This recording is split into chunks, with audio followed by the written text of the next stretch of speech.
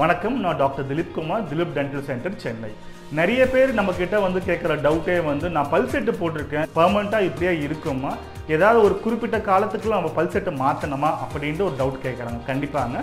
So இதை பற்றி நம்ம இன்னைக்கு பார்க்கலாம்.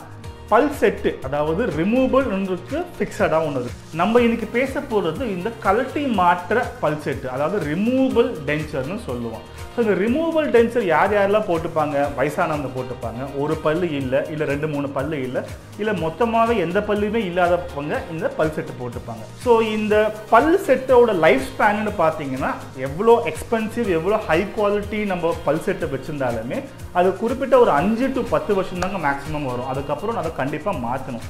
ஏன் மாற்றணும்? 2 வகை ஒன்று. ஒன்று பல் செட்டு ரிலேட்டட், இன்னொன்று பேஷண்ட்டோட தாடையை பொறுத்தது.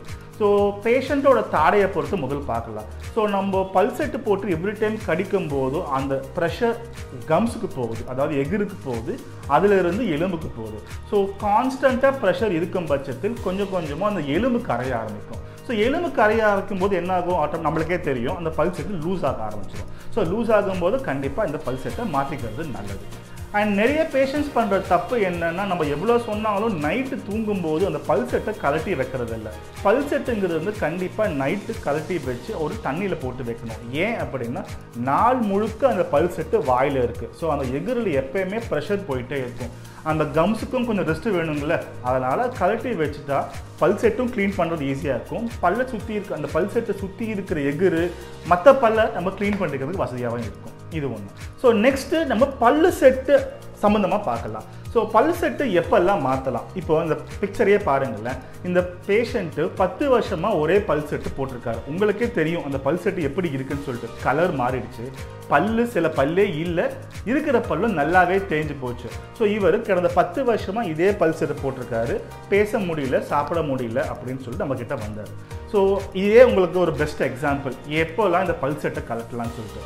ஸோ நம்பர் 1, பல் செட்டு லூஸ் ஆகும் பட்சத்தில் நம்ம பல் செட்டை மாற்றிக்கலாம். 2வது, பல் செட்டு கீழே போட்டு உடஞ்சிடுச்சு அப்படின்னா அப்போ கண்டிப்பாக மாற்றணும். ஸோ 3வது, பல் செட்டோட ஷேப்பு, கலர், அது சைஸு கரைஞ்சோ இல்லை கம்மி ஆகிடுச்சுன்னு நம்ம ஃபீல் பண்ணும்போது கண்டிப்பாக உங்கள் டென்டிஸ்ட்டை அணுகி அந்த பல் செட்டை மாத்திரமா வேணாமான்னு நீங்கள் அவளையே கேட்டு தெரிஞ்சுக்கலாம்.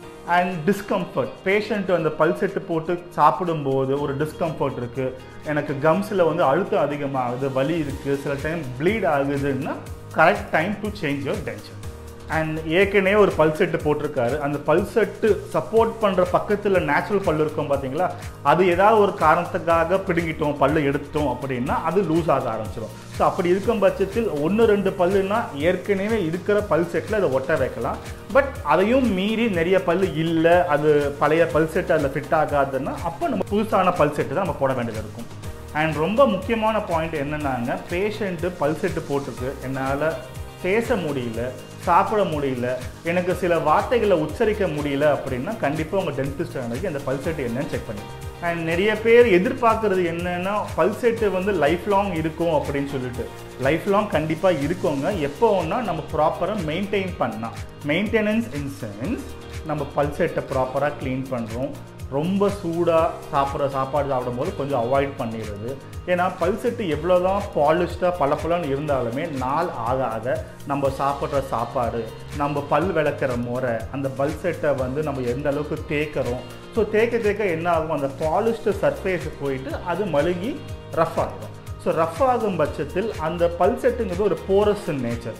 ஸோ நம்ம சாப்பிட்ற சாப்பாடு, அந்த கலரு அதை தங்க ஆரம்பித்தோம், அதனால ஒரு துர்நாற்றம் இல்லை பிளாக் அக்குமுலேஷன் சொல்லுவோம், பாக்டீரியாலாம் அதை தங்க ஆரம்பிக்கும். ஸோ அப்படின்னா கலரும் மாறும், அந்த பல் செட்டு வந்து நம்ம ரெகுலராக யூஸ் பண்ணுறதுக்கும் கொஞ்சம் கடினமாக இருக்கும். ஸோ அப்படி இருக்கும் பட்சத்தில் நம்ம கண்டிப்பாக பல் செட்டை மாற்றணும்.